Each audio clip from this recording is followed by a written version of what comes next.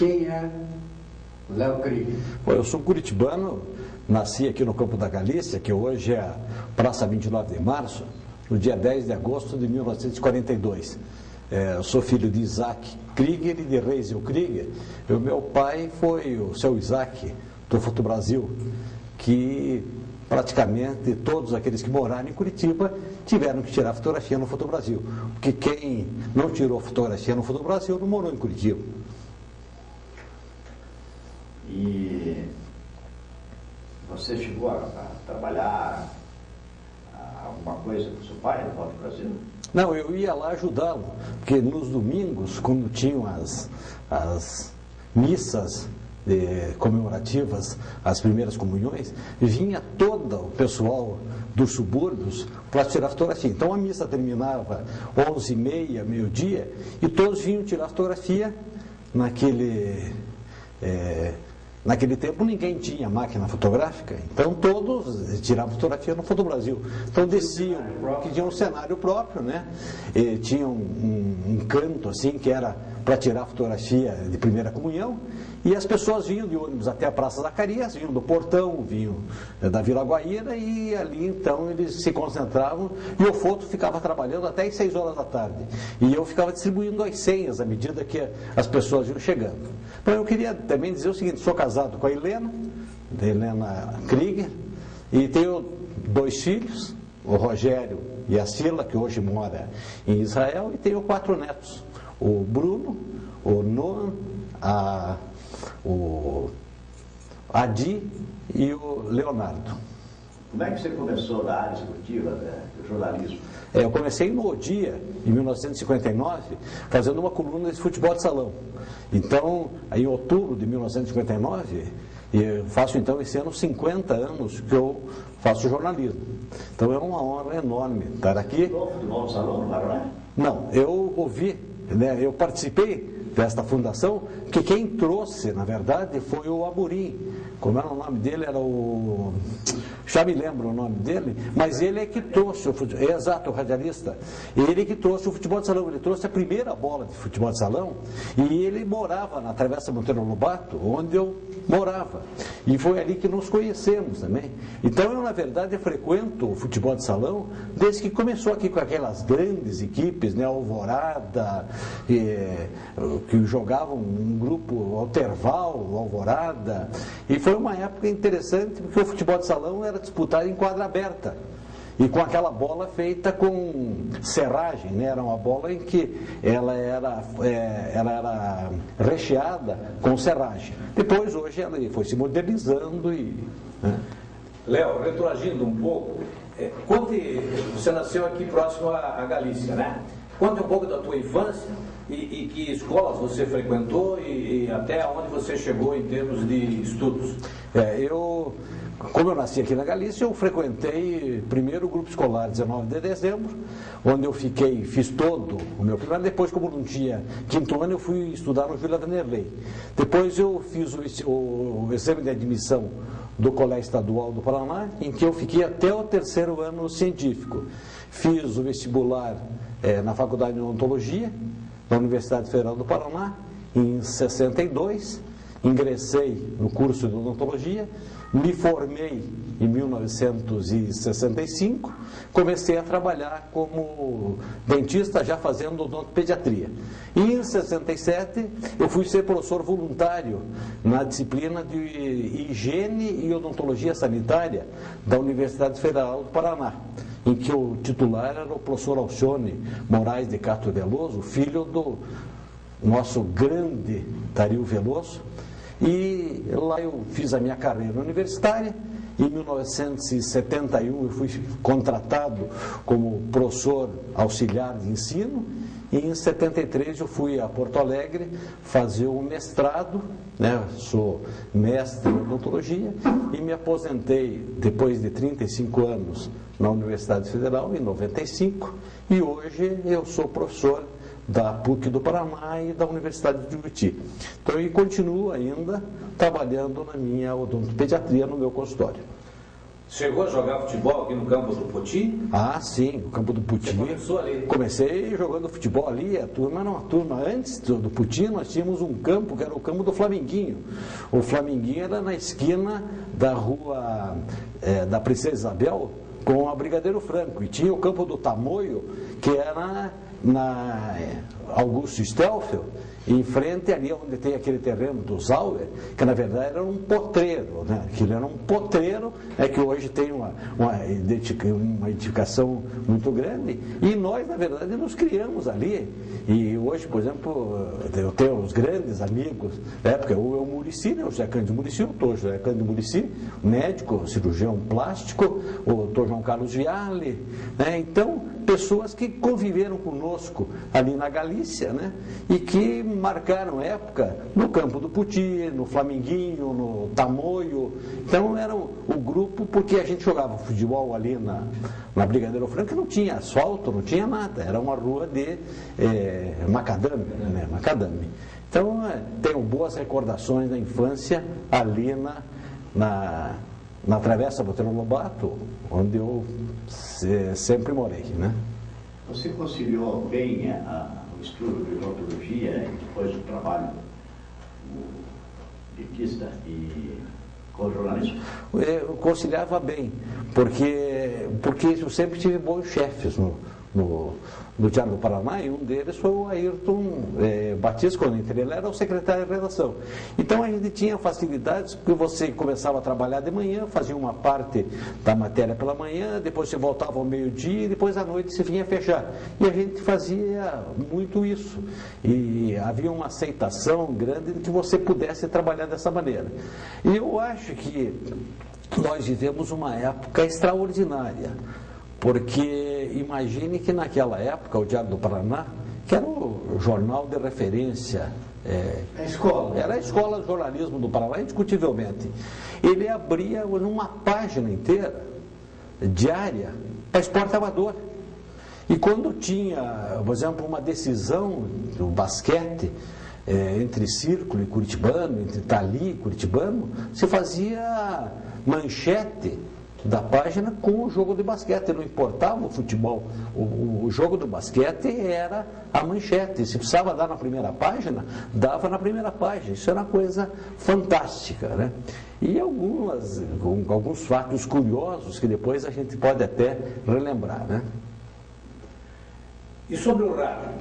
Como é que você começou no rádio e depois você certamente passou para o jornal? Mas essa iniciação no rádio, como foi? É verdade que comecei na Rádio Manumbi, sendo auxiliar de plantão esportivo. Depois, então, eu passei pela Guairacá, né, no tempo do Aloysio Finzetto. Depois na Colombo, que levado pelo meu amigo, o saudoso Baiaroz. E lá eu fui comentarista de uma equipe de esporte que também cobria muito esporte amador. O narrador era o Silvio Ronald, eu era o comentarista e o Baiar era o repórter de quadra. E é uma passagem curiosa, né? Porque naquele tempo a Colombo ia transmitir os jogos e era vedete, né? E houve um dia em que todos os jogos eram em quadra aberta. Um dia teve um jogo, Círculo Militar e Curitibano, decisão do campeonato. E naquela época jogava o saudoso Almir de Almeida, que era o grande nome, né, no basquete do Paraná. E de repente começou a chover. Começou a chover e disseram, não, olha, nós temos que levar esse jogo para o Clube Curitibano, porque tem um ginásio. E aí então o jogo só começou quando chegou a equipe da Colombo, porque nós já tínhamos pedido um ponto para o ginásio do Curitibano, imaginando que ia acontecer qualquer coisa. Então, o jogo só começou quando nós dissemos, está pronto. Eu acho que repetindo até o que se faz hoje, né? O jogo só começa quando termina a novela da Globo, né? Você viu a diferença entre a cobertura esportiva que você fez e outros colegas nossos fizeram? Naquela época, para hoje, esporte amador?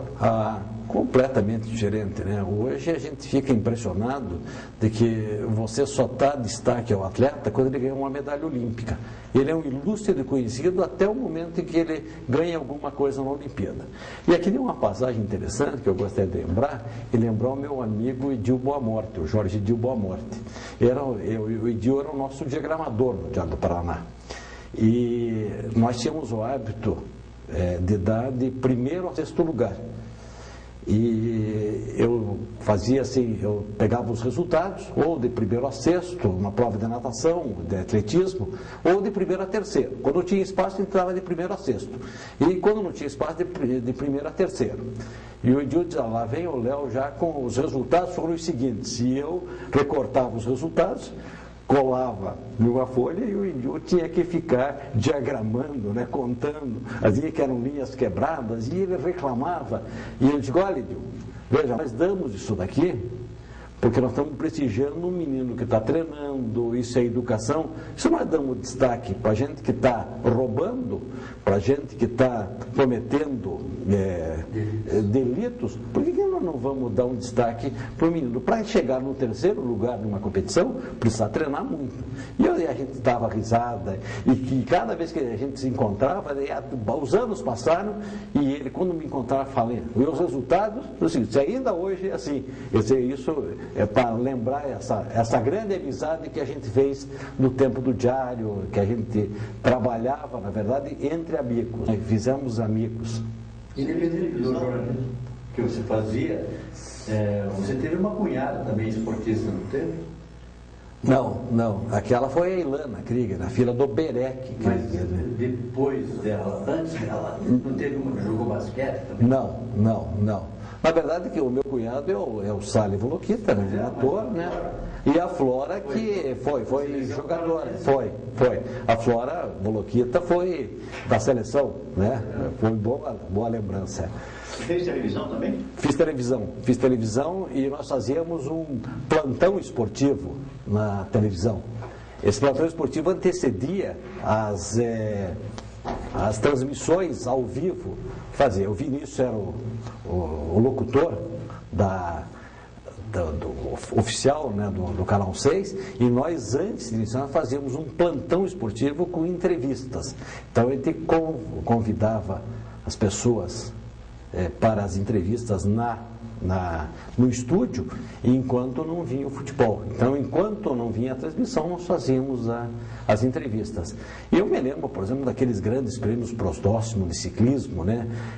E se trazia, por exemplo, Cláudio Rosa, na época era um grande ciclista, e fazia entrega de troféus do estúdio do Canal 6, e repercutia muito, né? E você entrevistava pessoas, professores, atletas, e era um programa muito apreciado e muito com boa audiência. Tinha um quadro negro, um quadro de classificação, uma coisa assim, não tinha? Tinha. O que era? Tinha. Aquilo lá era um quadro em que a gente apresentava as classificações, né, sempre. Então, quando tinha a corrida, já colocava lá no quadro quem foi o primeiro, o segundo, o terceiro. Então, tinha esse recurso, né? Não havia tanto recurso na televisão, então você tinha que usar corrida de bicicleta, corrida de ciclismo, né? Que era na Praça Rui Barbosa, que não tinha nada, era um descampado, e o povão se reunia, né? E o pessoal fazia as voltas ali na Praça Rui Barbosa, e vinha gente de São Paulo, corredor de São Paulo, do Rio, de Porto Alegre, de São Paulo, a equipe da Calói era extremamente forte, né? Você lembra que data foi isso? Isto aí foi 62 até 63, né? Em que o Prosdóximo e o Hermes Macedo disputavam muito, eram as duas forças que incentivavam o ciclismo no Paraná, né? Depois a prova do Prosdóximo era essa grande, prêmio Prosdóximo, que era na Praça Rui Barbosa, e o Hermes Macedo tinha uma prova de estrada, que era muito famosa, né? Com chegada na Rua 15. Também reunia um público fantástico, né? Aquela chegada. Muitas vezes a decisão não existia Photoshop na época, então era decisão por roda, aí sempre criava problema, né? Mas na televisão teve uma passagem muito interessante que eu gostaria até de lembrar. Em 61, eu fui convidado para ser o representante do diário na organização do Miss Paraná. Foi a Miss Paraná em 1961. E era eu pelo diário e era o Norberto Castilho pela televisão. E aí o doutor Aderbal, que era o diretor do jornal, do Diário do Paraná e da TV Paraná, estava um pouco magoado com o pessoal dos diários associados com relação à organização do concurso de Miss Paraná. Aí ele me chamou, a mim e ao Norberto Castilho, e disse: olha, nós não vamos fazer em nenhum lugar, nós vamos fazer no estúdio do Canal 6 o concurso. Aí montamos lá uma passarela, e isso era no sábado à noite.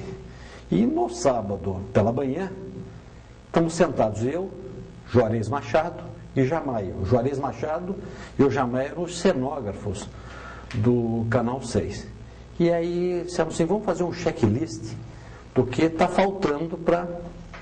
Aí começamos a fazer um checklist e estava faltando simplesmente 3 coisas: o cetro, a coroa e a faixa. Aí o que nós vamos fazer? Isso está faltando tudo. Para fazer, só faltava amigo. Aí, o que nós vamos fazer? Sábado ao meio-dia, onde é que nós vamos mandar fazer isso daí? Aí os dois, Juarez Machado e o Jamaia, não, nós vamos dar um jeito aqui. E pegaram um cabo de vassoura, pintaram o cabo de vassoura e fizeram um cetro que parecia, na verdade, que tinha sido encomendado especialmente. Aí pegaram a lata de azeite e fizeram a coroa. E a faixa foi o mais fácil, porque eles pegaram um pedaço de pano que tinha lá, né, aqueles que se usava muito na televisão, e pintaram a faixa do Miss Paraná. E à noite ninguém pensou nada. Às 5 horas estava tudo pronto. Aí fizemos o checklist, agora não falta mais nada. Então eu sempre digo o seguinte: depois do sucesso, né, do Juarez Machado, esse sucesso internacional dele, se a única coisa que eu lamento é não ter ficado com uma dessas peças, que hoje ela valeria muito, né? Porque foram feitas ali na hora pela criatividade dos dois, né? O que era, né, naquela época, a televisão do que a gente tinha que improvisar, né? Então é uma passagem assim muito bonita e muito interessante, né? Envolvendo gente que hoje é um orgulho nosso, né, no exterior, né? Quem foi a Miss? A Miss foi a Maria José Nascimento. A Maria José Nascimento, ela representava... O pai da Maria José Nascimento era um inspetor de trânsito, bem vermelho, né? O inspetor Nascimento. Né? E ele, inclusive, eu me lembro, no meu tempo, eu me assustava, assim, porque achava que ele vinha com aqueles caminhões, né, enormes. E a Maria José foi a nossa Miss em 1961. E o mais interessante é que no ano anterior, quem organizou o concurso foi o Mário Maranhão, o doutor Mário Maranhão, o cardiologista. Então, na verdade, você veja como essa nossa imprensa, como nós fazíamos, na verdade, era um grupo de pessoas envolvidos nesta atividade, fazendo múltiplas coisas, né? O Mário Maranhão foi repórter esportivo também, fazia dia turf, e ele fazia, quando eu entrei no Diário do Paraná, ele que fazia a página de esportes amadores. E quem fazia voleibol lá, o Vitinho, o Henry Vitinho, também um médico, né? Então veja que na época, né, os estudantes, né, até respondendo a pergunta, que a gente conciliava a vida profissional, a vida de estudante e a própria vida profissional, trabalhando no jornal, né, como um hobby, mas ao mesmo tempo também profissionalmente, né? Não se ia lá, ninguém não trabalhava profissionalmente, era um hobby, mas você trabalhava profissionalmente e produzia profissionalmente, né? O jornal pagava bem? O jornal na época pagava muito bem. O jornal, eu acho que na época, eu me lembro uma vez, quando abriu o Lorde Magazine aqui, o Dino Almeida era nosso companheiro no Diário do Paraná. E o Dino Almeida falou: olha, nós vamos lá no Lorde Magazine, hoje a gente recebeu, e nós vamos comprar umas coisas. Eu comprei roupa, e quando eu levei o meu enxoval para o casamento, ele tinha a camisa fechada. De tão bem que o jornal pagava na época, né, porque era uma área que pagava, era uma área valorizada na época, e a gente estava começando, né? Mas o jornal, o diário, ele veio realmente para, digamos, revolucionar a imprensa, né, do Paraná. É verdade. Né? O diário era um jornal em que você tinha tudo milimetricamente. O que se faz hoje, por exemplo, no computador, os nossos diagramadores faziam na mão. E aquilo era milimetricamente calculado e não dava errado nunca. Né? E você tinha lá, você vai escrever 30 linhas, você vai escrever 20, tá? E a gente tinha isso, de vez em quando deixava. Bom, tinha um jogo importante no Tarumã, um jogo de vôlei, um jogo de basquete, um jogo de futebol de salão, deixava 30 linhas. E eu me lembro que na época eu era namorado, depois noivo da Helena, e a gente parava o carro, né, e voltava do estádio, né, voltava do ginásio, parava ali em frente do Diário do Paraná, na José Loureiro, não tinha os perigos que tem hoje, e ela ficava esperando o carro, falava, espera aqui que eu tenho 30 linhas. Chegava lá, escrevia as minhas 30 linhas. Carro seu? Sim. Ah, você tinha carro? Já tinha carro que eu tinha ganho do meu pai. Era um dos poucos, né? Mas, então, a gente tinha essa. Depois aí a gente saía dali e ia comer um cachorro-quente lá no Tip Top, né? Que era na época ali na Rua Cabral, né? Então, Tipiti, no Tipiti. Então, veja que a vida era uma vida completamente diferente, mas a gente nunca deixou de ter esta profissionalização, né, da informação ao leitor, né? Você anunciava o jogo e você tinha a preocupação de dar esta informação. Bom, eu tive o prazer de trabalhar com você em 74, 75, 76 no Diário. E eu lembro dos nossos bons tempos do Diário do Paraná, que a gente ia buscar informação onde ela estivesse. E esses dias, aí, 2 semanas, o Keith Alesi, jornalista norte-americano, esteve aqui no Brasil e deu um monte de entrevista para todos os grandes veículos, falando da comodidade do repórter de hoje em dia, que ele quer tudo de mão beijada, que ele recebe a informação via internet, que não tira a bunda da cadeira e que não vai atrás da informação, ele se conforma com aquilo que ele recebe.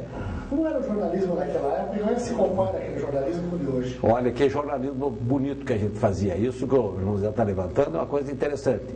Eu me lembro, eu fui a um campeonato brasileiro de basquete em Fortaleza. E disseram, olha, então você vai mandar o material logo depois de cada partida. E naquele tempo a gente tinha que transmitir pela Oeste. Mas só que os cabos da Oeste iam para Florianópolis, não entravam por Paranaguá. Então, ia a Florianópolis e não conseguia vir no mesmo dia para Curitiba. Então, foi impossível fazer a cobertura em tempo real. Então, a gente mandava material todo dia, já comentando. E depois fazia, então, umas matérias, né, explicando, né, o campeonato. Eu me lembro muito bem que, naquela época, isso foi em 61, como a gente tinha dificuldades em transmissão de notícia, não é como é hoje que você tem, né, toda essa facilidade. E em 62, acho que o Ayrton, inclusive, estava no jornal ainda. Aí um dia eles me chamaram, era o início da Copa do Mundo do Chile, em 62, e disseram, olha, você vai buscar uma foto, vai trazer uma radiofoto do jogo Brasil e Chile. E o que acontece é o seguinte, como eles vão tirar as primeiras fotos, e o jogo começa às 2 horas, você vai lá para o Alto Sumaré, lá na TV Tupi, onde vinham as radiofotos da UPI, e imediatamente você volta, você pega o ônibus, né, você vai de avião, mas na volta você vem, porque a gente também não tinha tanto avião, para tantos horários de voo, então você volta de ônibus e traz a foto até às 10 horas da noite, nós temos tempo para editá-la. E eu fui lá para o Alto Sumaré, e nada de vir a radiofoto. E nada, e o jogo terminou, e nós lá esperando a radiofoto. A radiofoto chegou às 11 horas da noite. Chegou às 11 horas da noite, olha, o Diário era o primeiro a receber a radiofoto, porque nós tínhamos exclusividade da UPI aqui no Paraná. Nós éramos os únicos que tínhamos UPI aqui. E estava o Paulo Manfredini e o Mujati, deixa eu me lembrar já, e o Mujat, que era do Paraná Esportivo. José Mujat. O filho. O filho. O filho. Aí, eles estavam de carro com uma Ave Maguete. Eu falei, escute, vocês são os últimos a receber. E eu já recebi 2 fotos. Eu faço o seguinte, olha, eu dou uma foto para vocês, você me dá uma carona. E viemos de Ave Maguete, saímos de lá, eram 11h30, e os dois eram pilotos de corrida, e viemos em uma velocidade enorme. Aí chegamos no diário, já estava praticamente rodando o jornal, e tinha que acordar o Gilberto Riedel, que fazia parte de clichêria, né? O pessoal da oficina já estava quase fechando, né? Mas tinha que sair naquele dia pelo menos o segundo clichê. E acabou saindo. E o Paraná Esportivo também pôde publicar. Então, nós dois, na verdade, aquela carona foi providencial para o Diário do Paraná e foi providencial para o Paraná Esportivo. Então foi uma passagem. Mas jovens não sabem nem o que é radiofoto. O que é radiofoto, né? Hoje, então as telex, quer dizer, quando a gente fala nisso, e olha, vejam só, em 63, eu fui fazer uma cobertura do Mundial de Basquete, que foi no Rio de Janeiro. E eu, na época, pertencia a uma associação dos cronistas de basquete do Brasil. Então, quando eu cheguei no Rio, me disseram assim, olha, como você é de fora, você vai cuidar dos jornalistas estrangeiros. E todo dia vai ser um ônibus da Rua do Passeio, em frente ao Automóvel Clube do Brasil, né? O Rio de antigamente, né? E às 6 horas todos os jornalistas estrangeiros vão neste ônibus para o Maracanãzinho. E tinha gente do Pravda, do Izvestia, tinha do mundo inteiro. E a gente ia com esse grupo e eu era o coordenador desse grupo de jornalistas. Aí tinha a bancada, né, de imprensa, e o mais interessante é o seguinte, os jornalistas ficavam na frente e atrás desta bancada de imprensa ficavam os técnicos da Western, que traziam uma transmissão daquilo que o jornalista, né, tem eles com a máquina de escrever, batendo, né, à medida que ia transcorrendo o jogo e passando para o pessoal da Western mandar. Então veja a dificuldade que era fazer uma cobertura desse tipo e que hoje, por exemplo, você tem aí a possibilidade de trabalhar isso em tempo real sem... Quanto que é a Western? A Western era uma empresa de telefonia internacional que usava cabos submarinos para levar essa mensagem. Então os cabos submarinos ligavam o Brasil à Europa e você tinha, então, era um sistema de radiocomunicação, né, com telegrafia. Então era interessante esta observação.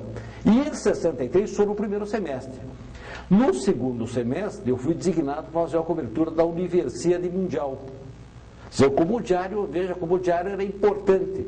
O diário não esperava vir a notícia, ele ia buscar a notícia. Então, me mandaram para Porto Alegre.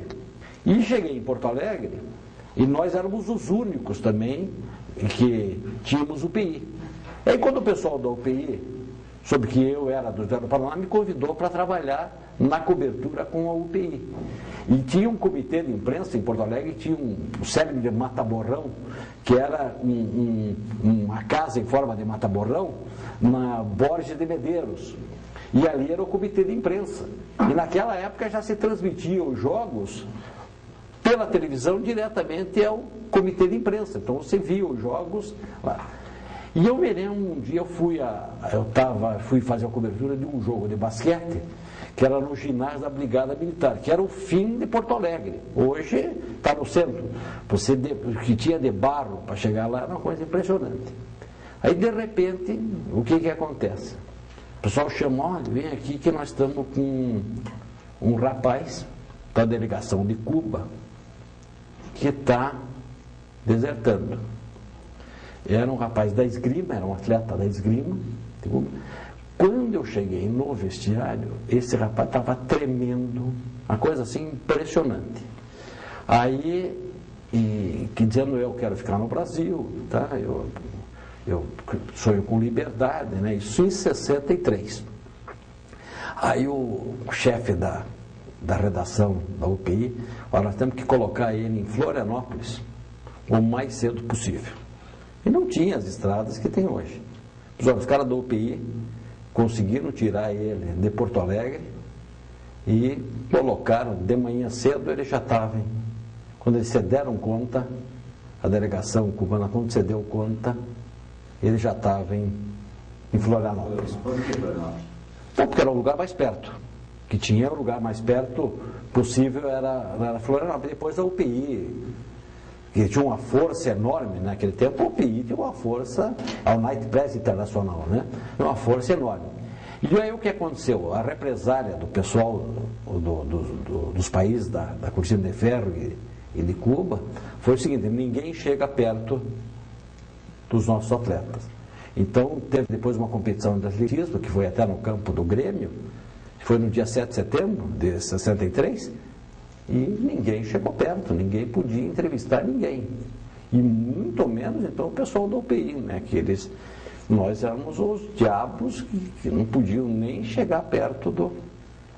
Então foi umas passagens interessantes mostrando a força que tinha o jornalismo paranaense naquela época, e principalmente o Diário do Paraná.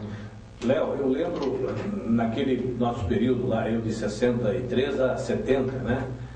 Que nós eu tive o prazer de trabalhar no Diário, mas tinha também, você falou da UPI, eu me lembro que havia a agência Meridional. A Se Meridional. não me engano, era uma agência exclusiva dos diários e emissoras associados, não é isso? Exato, a Meridional era dos diários associados, funcionava lá no mesmo prédio dos diários associados no Rio de Janeiro e que mandava as notícias nacionais, né, para toda a rede. E nós né? tínhamos um teletipo. Tem um teletipo, E tinha um teletipo e tinha um radiotelégrafo, porque a notícia da Meridional vinham por radiotelegrafia, e que nós tínhamos um radiotelegrafista que recebiam por mensagens.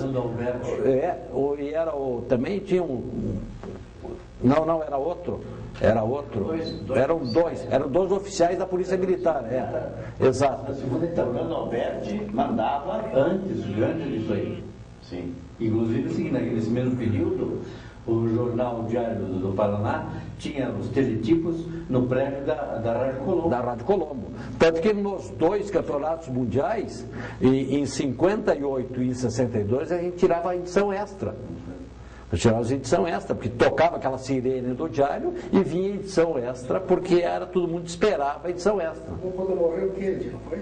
Exato, também teve uma edição extra. E aquela sirene do Diário, então, quando saía o jornal, ligava a sirene, né? E a preocupação E a gente saía para vender o jornal, isso era muito... Na verdade, a palavra não é bonita, mas tinha muito mais tesão daquela. É verdade. A gente trabalhava, né, com uma vontade, a gente era um amadorismo, um amadorismo de amor, é verdade.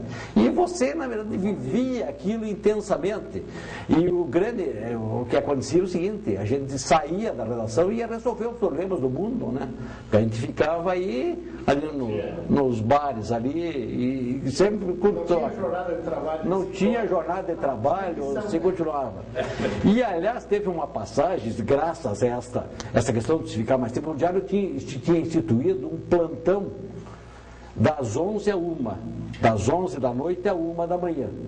Aí ficava um jornalista, e eu me lembro que o chefe de reportagem daquela época era o Marins.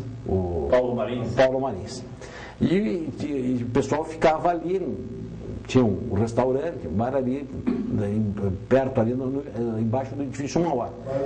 E eram mais ou menos umas 11 horas, veio um telefonema, Bar do Luiz.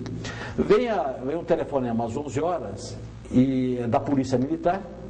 Olha, houve um acidente na estrada da Ribeira, perto de Bocaiúva, em que morreram 16 conscritos. Conscritos são aqueles jovens que são registrados, fazem um alistamento para o serviço militar e estavam vindo para Curitiba. E a condução, estavam vindo, não me lembro no que era, num caminhão.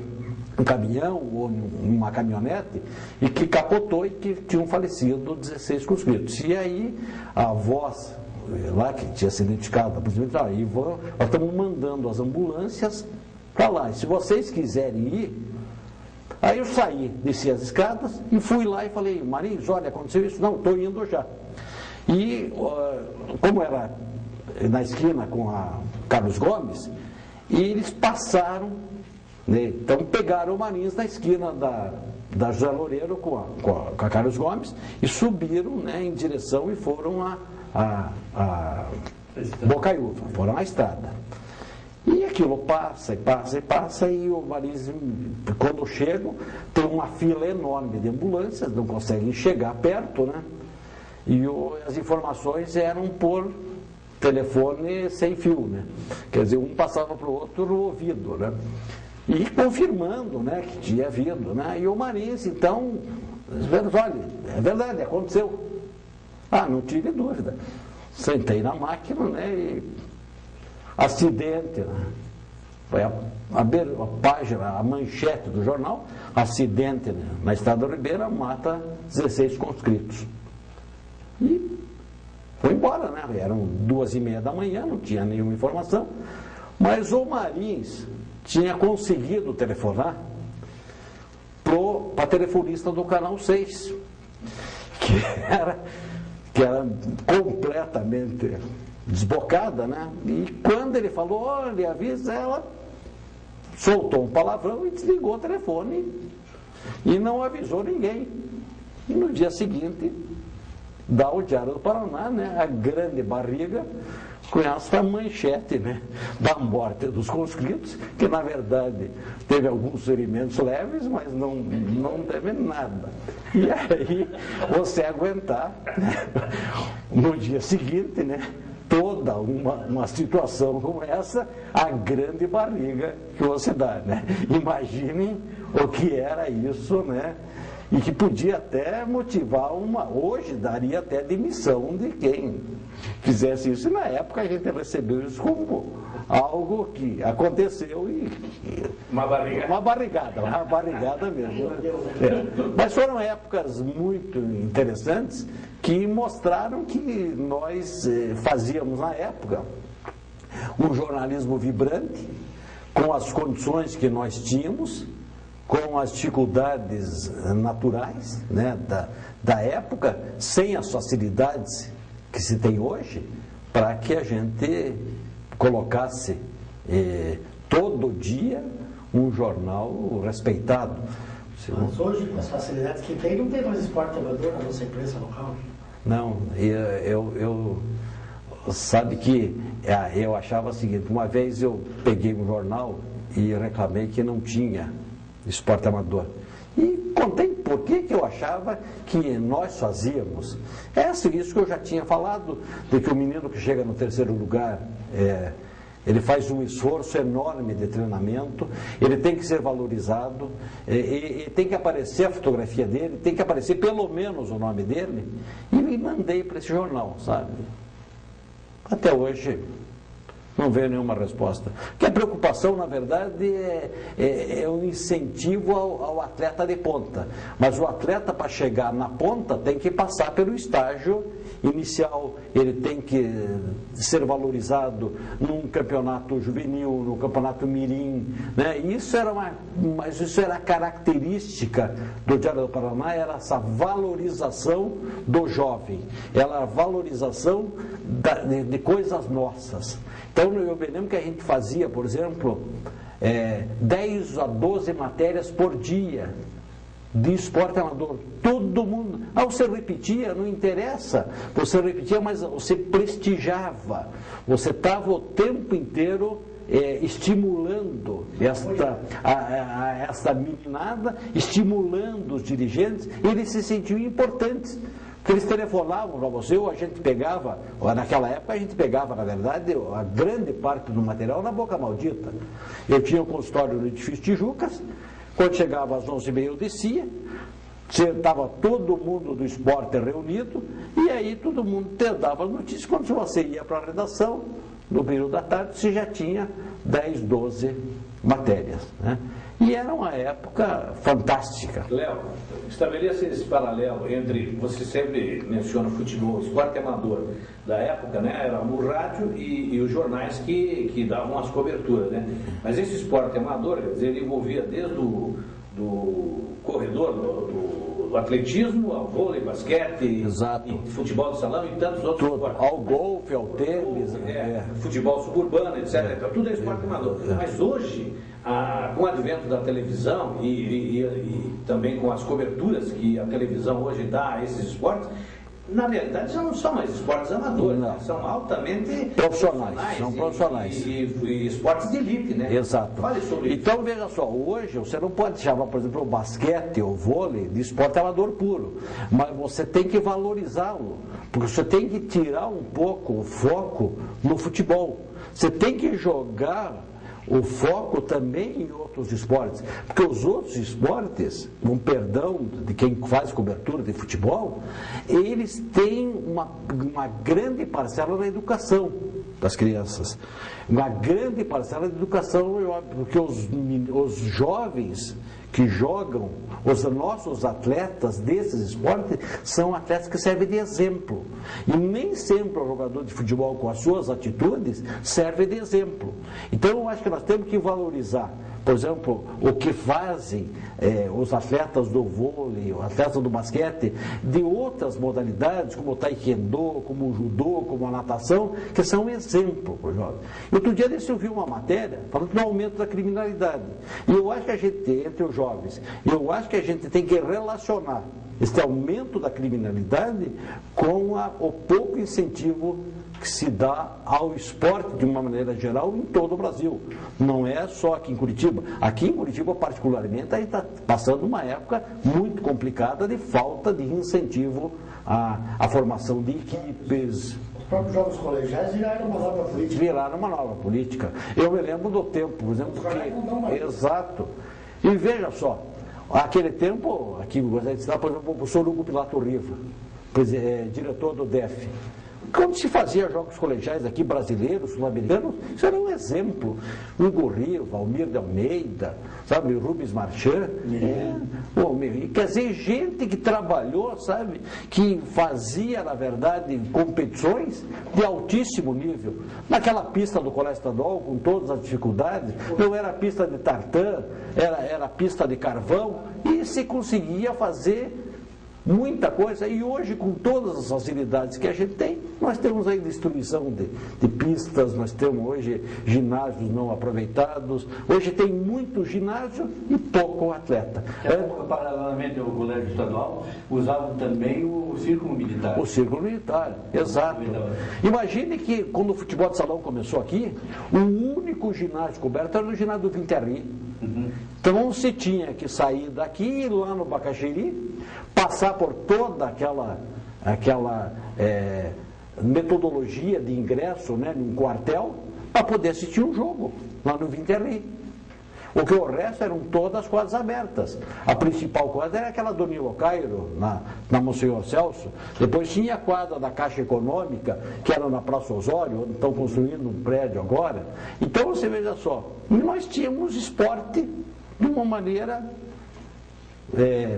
constante, né? E as coisas funcionavam. Aliás, a primeira quadra que teve em Curitiba foi do Corpo de Bombeiros, onde que a biblioteca foi. Exato, que era a quadra que todo mundo jogava. Ali, por exemplo, eu me lembro que quando tinha os campeonatos juvenis de basquete, ali entrou uma turma interessante, que era o Jaime Lerner, que jogava no Centro Israelita, tinha o Miró, que jogava, o Baena, todo esse pessoal que se formou naquela quadra da Rua Doutor Muricy, que era a quadra do Corpo de Bombeiros.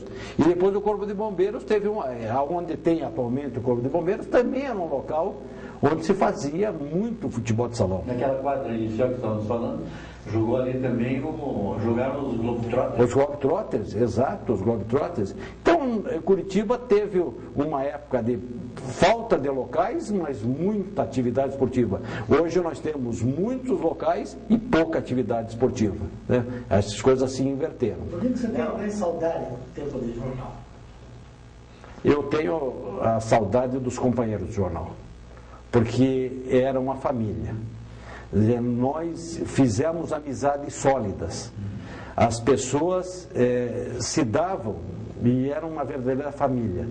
Nós não tínhamos, eu acho que quem sabe tinha ideais muito presentes, né? E esses ideais faziam com que você se unisse em torno de uma ideia. Então o Diário do Paraná é uma família. Nós hoje nos encontramos e nos sentimos como se fosse uma família, que nós nos damos bem até hoje. Pelo menos uma vez por ano. Pelo menos uma vez por ano no jantar, ou quando a gente se encontra assim, é um encontro fraterno e que a gente gosta de se encontrar e de estar junto. Esse eu acho que é a diferença. Eu não tenho acompanhado as redações nos últimos anos, mas eu sinto que nós, não é nostalgia, mas nós tínhamos isso de nos encontrarmos depois da redação, de nos sentarmos para conversar, de trocar ideias, sabe? De tentar resolver o problema do mundo, né? E havia uma integração entre a redação e o pessoal da oficina. Eu lembro do Ari Leonel Cruz, você falou do Jorge Dil, o Amor, e de tantos outros ali que participavam, né? Exato. Das conversas, das atividades ali. A gente sempre aprendia alguma coisa, inclusive em relação à oficina do Diário, né? É verdade, a oficina do Diário. No jogo de futebol no dia do aniversário. Sempre quebrava o pau da oficina. Essa era brava. Essa era brava. O senhor Evandro vendia jornal, né? Eu acho que vendia. Eu acho que vendia. E essa era uma discussão que existia muito. Eu não sei se o senhor Ayrton tinha essa ideia, essa discussão era interessante. Mas eu achava que vendia jornal. Porque o menino que saía na classificação, esse comprava o jornal e guardava o jornal. Ele guardava o jornal, quer dizer, a venda não era uma coisa assim, mas ela era uma venda assim de vincular o jovem ao jornal. Então ele comprava e o pai se acostumava. Bom, pai, mas compra o diário porque o meu nome vai sair. Então eu sempre argumentava isso com o pessoal que muitas vezes dizia, não, mas escuta, não vamos dar até terceiro lugar, vamos dar só o vencedor. E eu insistia que a gente tinha que dar pelo menos até o terceiro lugar. E tem outro fator que eu acho que é importante para vender jornal. A notícia local é muito mais importante para nós do que aconteceu lá no Cazaquistão. É verdade, é verdade. Vamos lá, o Filipão está lá no Uzbequistão, é problema dele. O que vai mexer com a minha vida? É verdade. Agora, meu sobrinho ganhou uma competição no Santa Mônica, ou participou dos jogos. É a valorização do noticiário local. Isso aí, a história se repete. Se veja que hoje todos os setores da imprensa, rádio, televisão, jornal, eles estão se voltando exatamente para a divulgação das coisas locais. Locais, é verdade. É isso que dá o interesse, desperta o interesse do leitor e faz com que a pessoa aprecie mais a sua cidade, o seu bairro, o seu local de trabalho, etc. E tal. E eles estão começando a sentir isso, é verdade. A televisão está começando a sentir isso, o rádio está começando, e o jornal vai ter que voltar para isso. O jornal vai ter que voltar a esse tipo de noticiário, que é um noticiário que só ele deu, só ele vai poder dar, porque é local, porque a notícia internacional todo mundo vai dar. Aquilo que é a ideia da globalização, mas por isso que eu acho que o Ilívio tem uma coisa muito interessante. Você só é universal quando você valoriza a tua aldeia.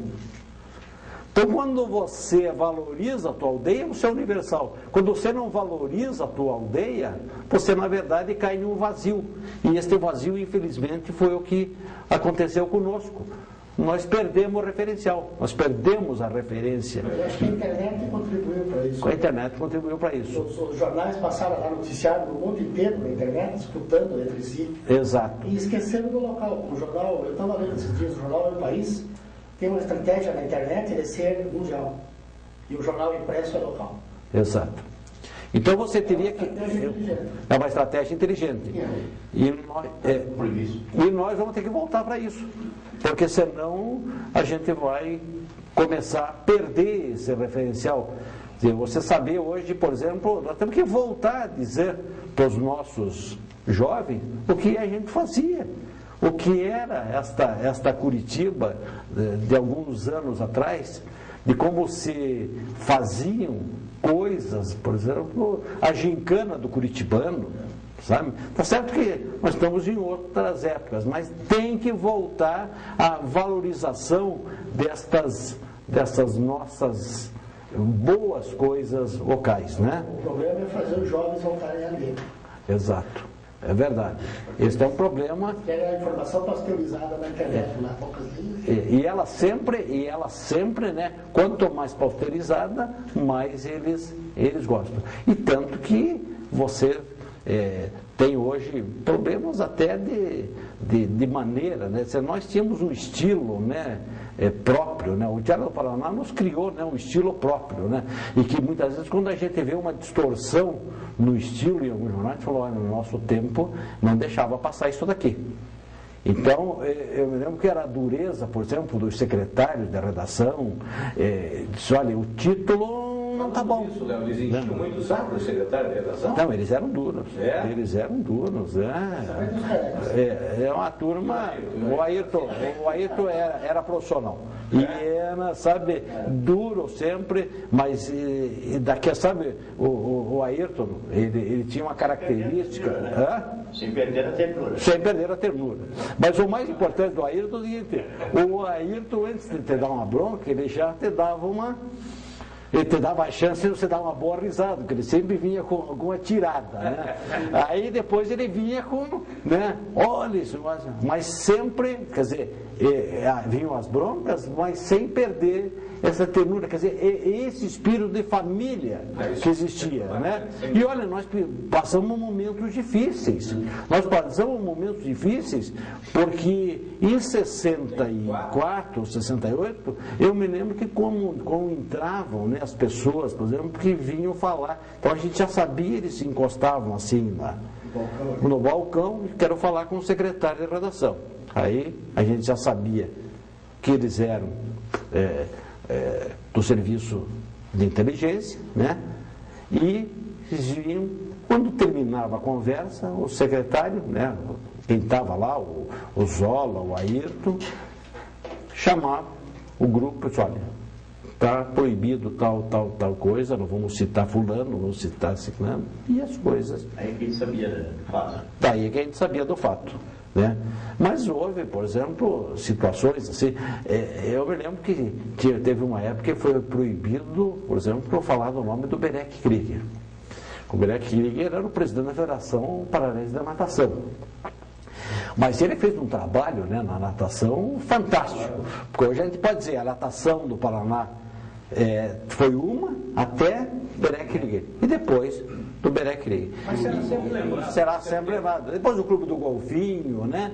Então veja quanto se alavancou a natação do Paraná com o Clube do Golfinho. E o Clube do Golfinho, por exemplo, houve um erro estratégico, né, no Clube do Golfinho. O Clube do Golfinho, quando o Clube do Golfinho passou a ter dificuldades, uma proposta que eu até levei pessoalmente é de que isto fosse encampado pelo poder público. Porque seria. Não, era de um grupo. Era de um grupo. Júlio Gomel, o médico, que infelizmente faleceu, já vou me lembrar, mas eram pessoas que eram pais que fizeram. Porque na verdade o Clube do Golfinho começou no centro israelita, né? E com o Berek. Com o Berek. E ficou tão grande o Clube do Golfinho que teve que sair, porque senão ia tomar conta do clube. E fizeram o Clube do Golfinho. Mas quando o Clube do Golfinho passou a ter dificuldade, aí nós propusemos que fosse encampado pelo poder público. Não aceitaram, e o que aconteceu? Ele hoje virou uma banheira totalmente abandonada. Então, nessa altura do campeonato, que você que manifesta tanta saudade naquela época, você faria tudo de novo? Faria. Sem mudar nada? Sem mudar nada. Adaptaria as atuais circunstâncias, mas faria tudo igual. Léo, as tuas considerações finais, as famosas considerações finais. Foi excelente o papo. Bom, eu acho que esse papo foi um papo de amigos. E que com a presença de vocês a gente conseguiu, né, recordar muita coisa. E eu acho que foi uma oportunidade fantástica de rever amigos e de contar o que a gente fez nessa nossa atividade jornalística.